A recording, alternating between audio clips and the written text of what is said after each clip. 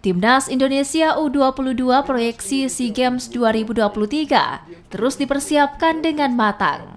Teranyar, usai menjalani pemusatan latihan selama sepekan, pelatih Indra Jafri mencoret 17 dari 34 pemain pada TC tahapan pertama.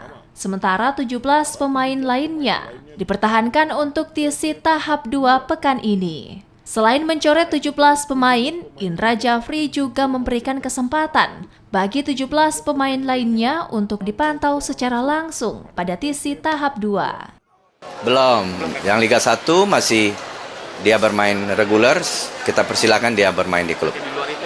Di luar itu masih banyak potensi. Ya, masih banyak potensi. Pada TC tahap 2, tim pelatih juga belum memanggil para pemain dari klub Liga 1 yang memiliki menit bermain cukup. Mereka baru akan dipanggil pada kesempatan terakhir sebelum komposisi final diumumkan. Angga Nur Rizky, Andika Ahadiat, Kompas TV Jakarta.